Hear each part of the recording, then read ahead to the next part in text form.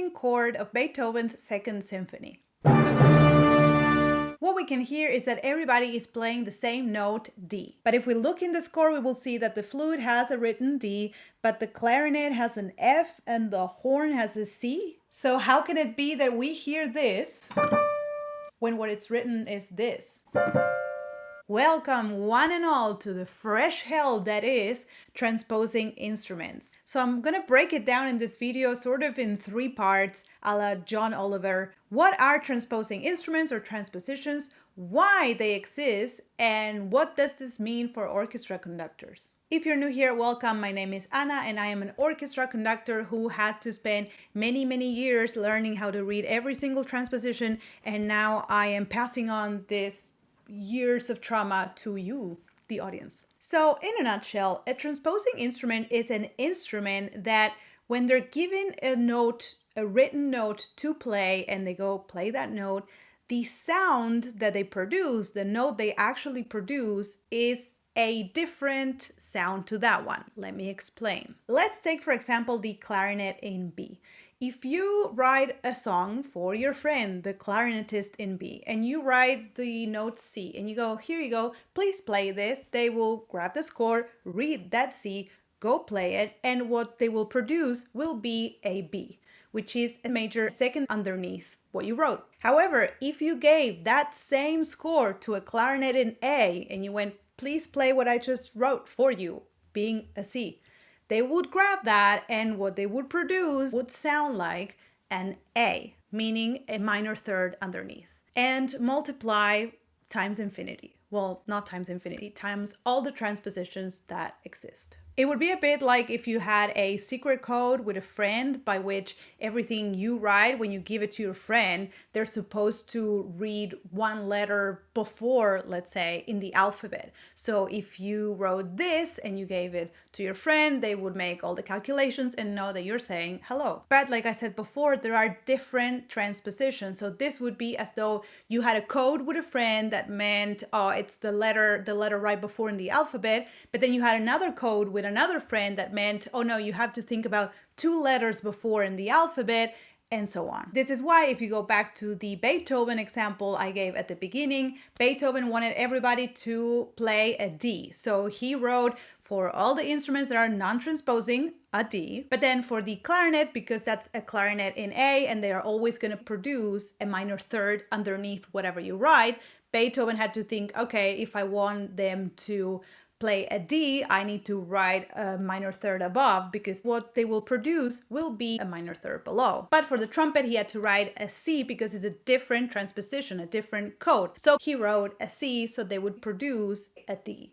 I know that this is crazy, and it's crazy. I have nothing to say other than this is insane. Now you're probably thinking, why? Why would we do this to ourselves? Music is already difficult enough. Well, actually, for most of the instrument players, this is an advantage. Essentially, there are 2 big reasons why we currently use transpositions and transposing instruments. One would be the instruments that transpose an octave higher or lower. So this means that the note is the same note, just an octave higher or an octave lower. So for example, for the piccolo, if you write the piccolo, which is, the little flute, if you write them a C anywhere, they're going to play a C, just the C that's an octave higher. Or for the basses, if you write a C for them, they're going to play a C, just a C that's an octave lower. And this is simply so that it is easier to read the score because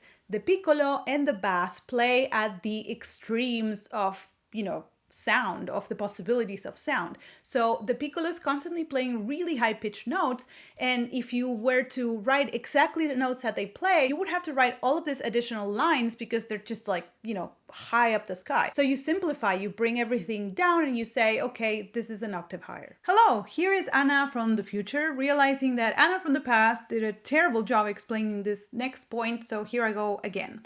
The second reason why transpositions exist is to make it easier for players of a certain instrument to move within instruments, and it has to do with how the instruments were built and developed over time. So take the clarinets. Way back when, there was a clarinet in C, and this meant that the main tonality that it could play with ease and really well was C, and some associated tonalities like F and G. This has to do with the whole harmonic sequence. It's very complex. It doesn't really matter. It was very good at playing C and other tonalities, but not all of them. And so when you wanted to play different tonalities, it just became complicated, and what they decided to do was build another clarinet that had a slightly sort of longer tube, which meant that the main tonality that it could play really well was B flat and other associate tonalities. And the same thing with the clarinet in A. It could play very well A and other associate tonalities, and so the idea was for players to move within those three instruments depending on what tonality the music was in. The problem was that, when they learned, all the notes of the scale of C in the clarinet in C, and then went and played that same scale in the other clarinet, it was no longer producing C major, it was producing B major with the same fingers. And same when they moved to the clarinet in A, it would produce A major. And so this meant that the same fingers were no longer producing the same notes, and that they would have to learn three, set of fingerings to play every single clarinet, and this is pretty much asking them to play three different instruments. So the solution we came up with was, okay, clarinets, don't worry. For you, playing a scale of C major is going to look the same, and each of the clarinets is going to be the same finger combination. We're just gonna go over here and do some little magic in how we write the music, and that will solve it. And that's why you have all these transpositions, so that a clarinet can move